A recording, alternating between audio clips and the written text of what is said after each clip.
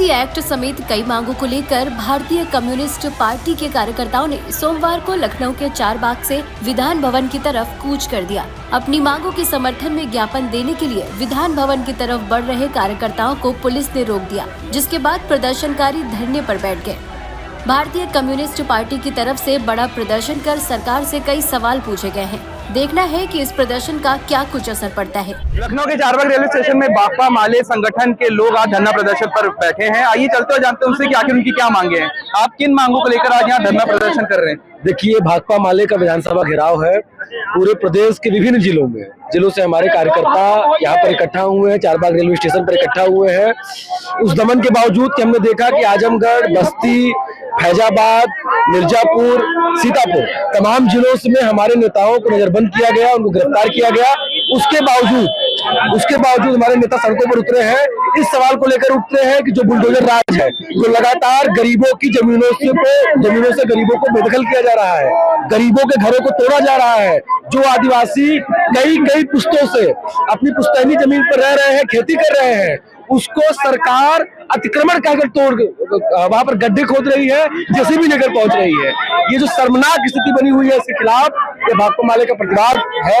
हम लोग विधानसभा घेराव करेंगे। और सबसे महत्वपूर्ण सवाल है कि हम देख रहे हैं कि किस तरह से यूजीसी के रेगुलेशन पर स्टे लगाया गया है। कैंपस में हो रहा है जातिगत उत्पीड़न के रोकथाम के लिए जब यूजीसी द्वारा रेगुलेशन लाया जाता है तो हम देखते हैं कि समरना आतंक के दबाव में सरकार और सुप्रीम कोर्ट उसके सामने घुटना टेकती है और यूजीसी रेगुलेशन पर रोक लगा देती है। हमारी ये मांग है कि रोहित वेमुला एक्ट की तर्ज पर यूजीसी रेगुलेशन एक्ट को लागू करना होगा। और अगर नहीं लागू करेंगे तो देश बहुत बड़े आंदोलन की तरफ जाएगा।